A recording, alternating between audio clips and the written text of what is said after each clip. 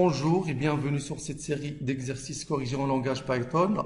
Aujourd'hui, je vous propose l'exercice suivant. Écrire un programme Python sous forme de fonction qui prend en paramètre deux listes L1 et L2 et renvoie la liste des éléments communs à ces deux listes.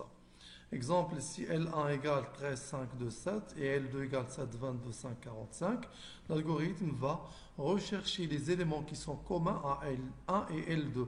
Exemple, le 7 il est commun, le 5 il est commun aux deux listes et va nous renvoyer la liste des éléments communs qui est 5, 7.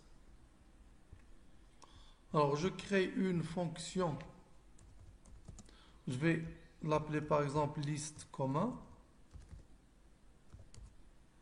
qui prend en paramètre deux listes L1 et L2. Je vais premièrement initialiser la liste des éléments communs. Initialisation de la liste des éléments communs.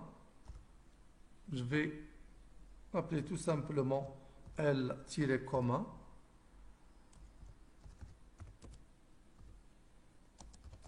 égale la liste vide bien sûr.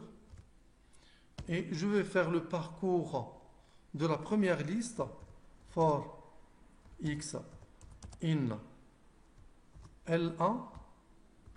Donc ici je fais le parcours des éléments de la liste L1 et je teste si le x est dans L2, il est donc commun parce que je fais ici le parcours des éléments de L1 et en même temps à l'intérieur de la boucle je teste if x in L2, c'est-à-dire si x appartient à L2 ou bien un élément de L2.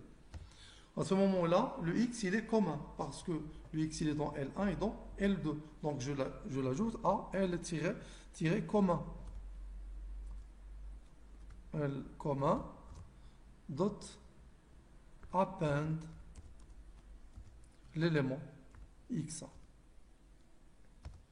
Je sors de la première boucle, je sors de la deuxième boucle et je retourne ici L-commun.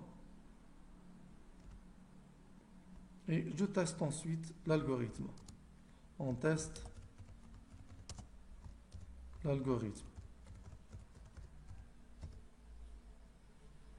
Print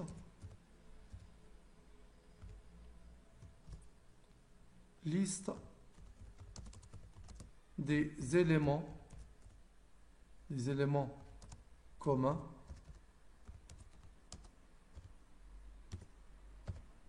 égale virgule liste commun de L1, L2. Donc je dois premièrement définir deux listes L1. Donc je vais prendre les listes de l'exercice. L1 13, 5, 2, 7. 13, 5, 2, 7. L2 égale la liste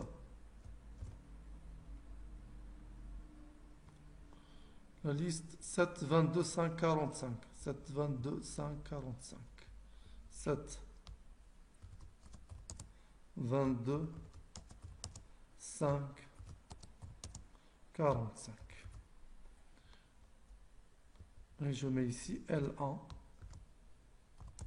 virgule L2.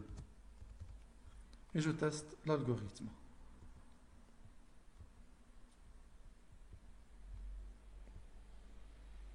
Vous voyez donc, ça me renvoie la liste des éléments communs qui est 5 et 7. Le 5, il est commun. Le 7 aussi, il est commun. Donc, ce sont les seuls éléments communs, 5 et 7. Donc, ça me renvoie la liste 5, 7. Voilà, c'est terminé pour aujourd'hui. Merci, au prochain tuto.